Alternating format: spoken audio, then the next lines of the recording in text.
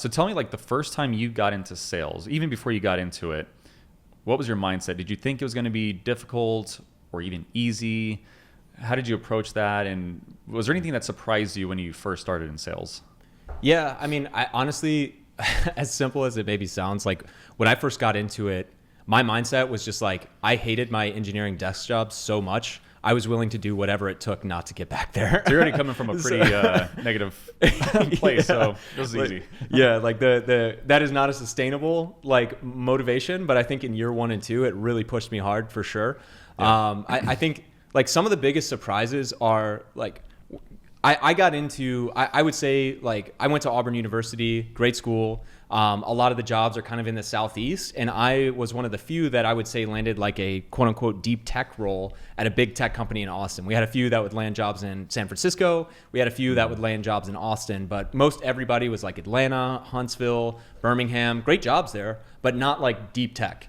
Yeah. I got out here and I found, I think a lot of those programs, as you know, like there's trade-offs for both. So now I'm just going to, this is my own opinion and does not reflect the character of all of the individuals there.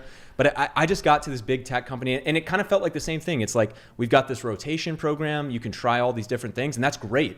However, it almost like, when I came out of college, I was like very, very focused. I had the ability to like work on tasks for a long time. Like I said, I was an athlete and also full-time engineering student. So like I had just been go, go, go all the time. And for me, and one of the things that it just kind of felt like the same energy of an MBA. And I'm going to answer your question, by the way. I know it was about about sales, but it's like it almost created like this weird bubble to me of like, hey, I don't know, what do I want to do? Do I want to do marketing long term? Do I want to do sales long term? I don't know. Maybe I'll try this for 6 months. Maybe I'll do this. And like for me, what I loved about sales, and I kind of snapped into it, is I almost had to shake that because I was in that world for like 3 years of like, I don't know, maybe I'll become a technical product marketer, or maybe I'll do X, Y, and Z, you know, in this tech company that gives you opportunities to do those things. But for me, I just wanted to run through a wall. Like I'm just being like, I'm oversimplifying it, but seriously, like I just wanted to work my ass off and be rewarded for that. And it was funny when I got into a sales role, I kind of had to strip all that away, even to some of the points we made earlier of where, like, this is where, whether you have an MBA or not, I think sales experience for a year or two in your life is so valuable. It's like, 100%. If you've been thinking like theoretically of like, you think, okay, I need to sell something or I need to market something. And the first thing you do is you look at like a huge company like Facebook or Coca-Cola and it's like, taste happiness, you know? And you think like that's sales and marketing. Yeah, right. And then I go and work for like a very fast growing 250 person startup and I'm calling someone for the first time and I'm like, hey, like I wanted to reach out. I'm actually a former engineer myself. Like click.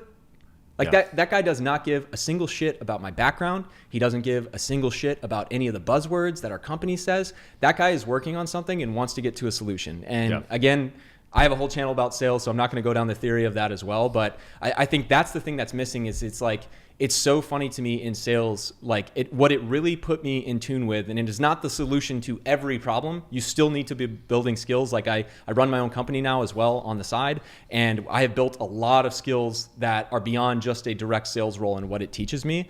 But you just get very in tune. If you do this at a high level, you get very in tune with what actually matters. And like, again, going back to a point I made earlier, I think if you're a very smart student, especially if you come from like a STEM track or something that, you know, makes you think kind of in first principles ways, you start to understand, like you get away from like what sounds good, what is going to get my teacher to approve this, what is going to get my manager to give me a good review, to what is this person that I'm talking to care about? Why do they care about it? How can I present that in the most effective and succinct way possible to them such that I get a positive reaction and get them to where I want to go? And it's a combination of the IQ and EQ. But again, I think you're going to have to unlearn a few things if you're a very smart academic level student. But when you snap into that and when you see that for what it is, I think, again, the person who has had a rigorous academic background, then the one thing I did not expect of sales is it is, once you start to learn some basics and you struggle for 3 to 6 months, you can actually start to approach it much more systematically.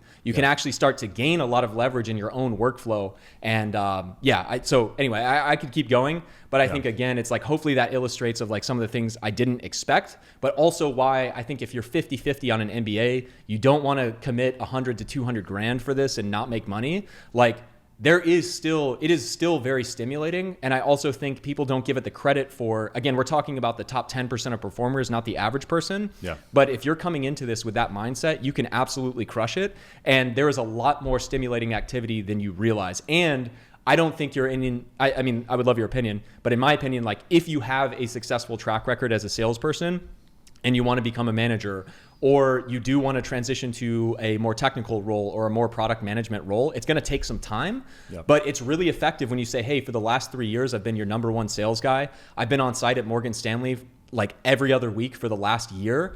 Now I have a really good sense for what our most enterprise clients, our biggest enterprise clients, how they want to use our product, where they're going in that direction. And I'd really like to work towards a product manager role. Yeah. No one's going to turn down that conversation. So it's on you to get there. There's a lot of work. I'm making it sound way more simple than it is. But I think that's... But at some level, it kind of is. Yeah. Right? I mean, I think when in sales, I mean, one of the biggest values you get out of that for the company that you work at, or, you know, if you take your talents elsewhere, is you get a really good understanding of the customer. Like no one has a better understanding of the customer than the salesperson that has the direct relationship with the customer. They're telling you what the problems, they're telling you the problems that they have. And they're also telling you why they are or are not considering your solution that you may have for them. Totally. They'll also tell you why they may or may not be considering solutions from competitors.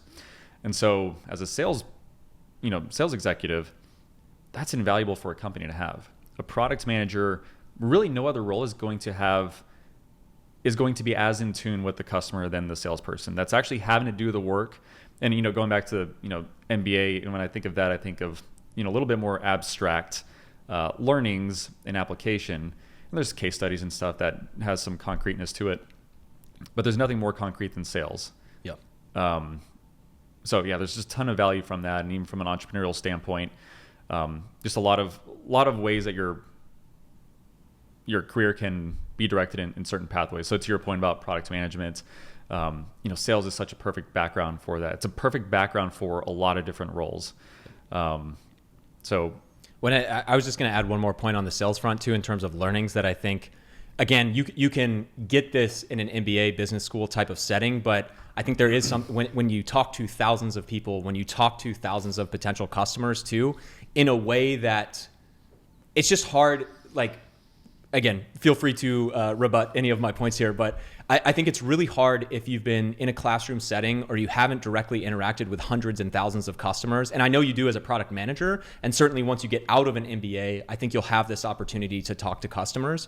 But I also think one thing for that entrepreneurial minded person is when I was in sales, you also learn that like certainly it's a numbers game. You got to put a lot of effort in to get something out, but also what I found interesting in a way that I don't think I could have learned in a classroom setting is like when you're first in sales, you're a sales development representative making lots of calls. Then your first closing position, you're typically selling to a lot of small companies. Mm-hmm. And I would find even in my role, our company is like, yeah, go out there and get them and sell to anyone and everyone.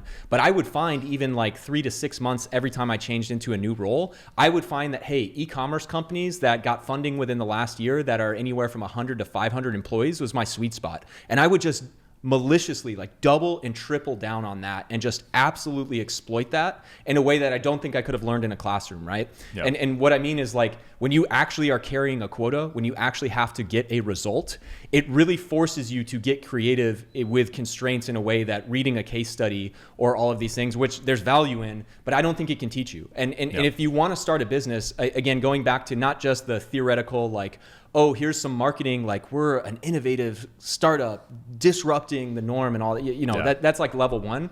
But I think level two is people are really shameless, like, or people don't understand the motion. If you're starting something of your own, when you find something that's working, double and triple and quadruple down on that. And I think so many people that come from that MBA path are so worried about having the right answer for everyone that sales actually teaches you, hey, if you're solving a problem for like 3 people that have hundreds of millions of dollars to spend with you and you're doing that better than anyone else, blow that up. What you're doing is working. Blow that up. Yeah. You know, and so I could expand upon that more, but I think that's like, I think kind of the real world experience that you might get in sales that I think you could get once you're out of an MBA in the corporate world, but you would get a fast track experience being directly in a sales role.